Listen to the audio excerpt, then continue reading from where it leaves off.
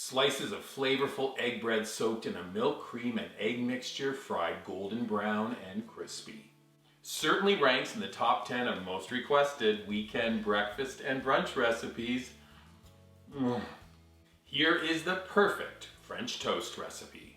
French toast. Saying those words together always gets a big yay up here in cottage country or in the city. People absolutely love French toast, but we discovered a couple of really essential things to make perfect French toast. But also make sure you watch to the very end of this video because we have a little upgrade. We're going to take French toast from simple to amazing. Are you ready to make it? Let's start with step one. It's all about the bread. We suggest using a dense bread like brioche or challah, which is what I'm using today. We're going to purchase a whole loaf of bread and then slice it into 1 to 1.5 inch pieces. Lay the slices out on a cutting board to dry out a bit while you prepare the rest of the ingredients. So that's important. Thick slices of bread will cook off with a soft center, and that other bit about drying out the bread, that's going to make sure the outside goes extra crispy. On to step two, let's talk about an egg batter. Crack 4 eggs into a liquid measure. The eggs are at room temperature.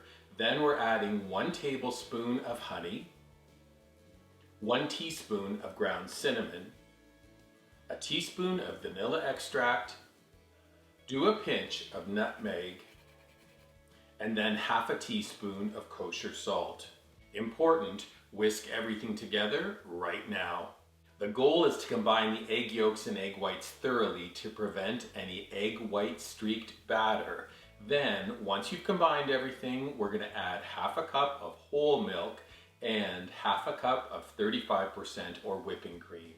Blend together thoroughly, then pour the mixture into a shallow plate or dish. I find a pie plate works perfectly.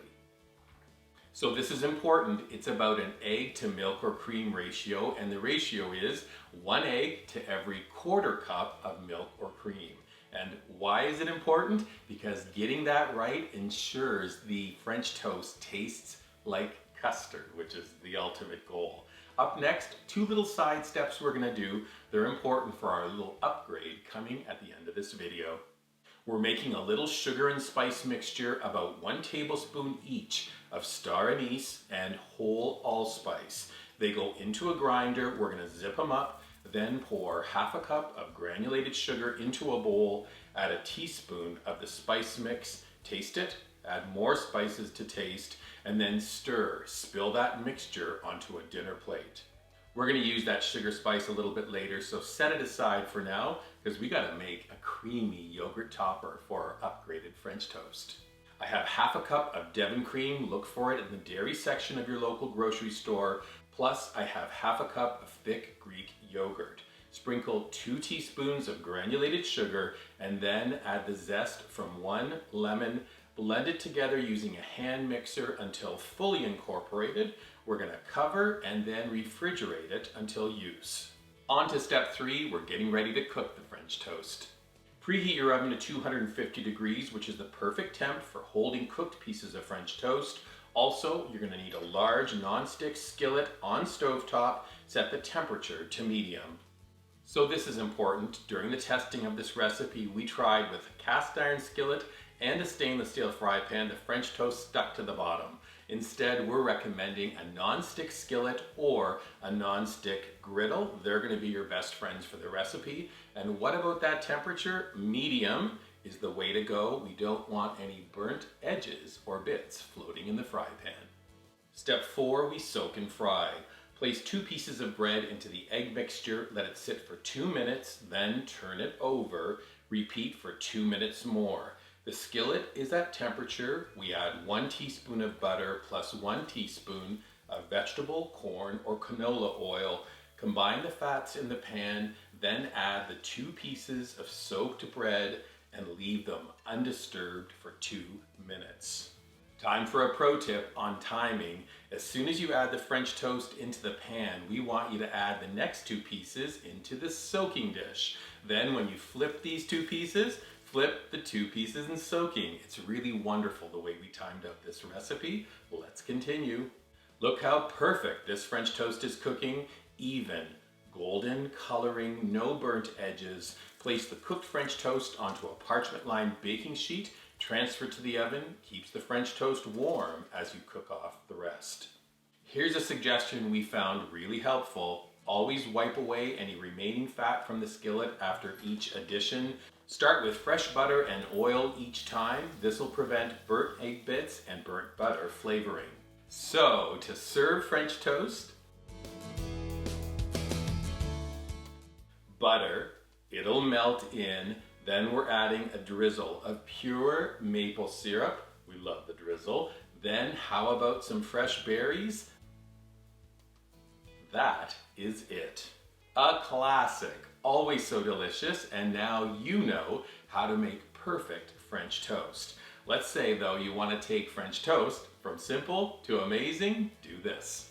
Increase the oven temperature to 375.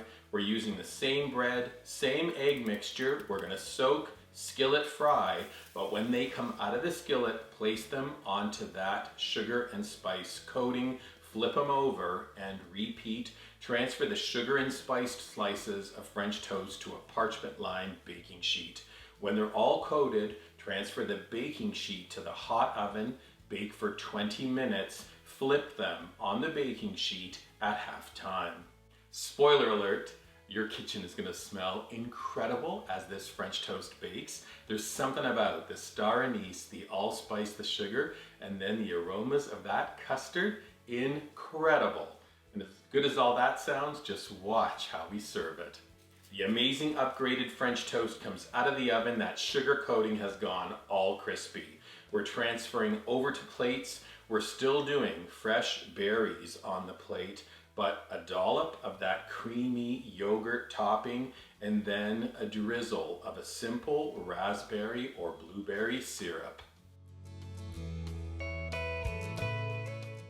Prepare to be amazed. It is so delicious. Full recipe is up at weekendatthecottage.com. When you're visiting our website, please subscribe to it. Look for this video on our dedicated YouTube channel. You can subscribe to it as well. And then when French toast is this awesome, take a picture of it.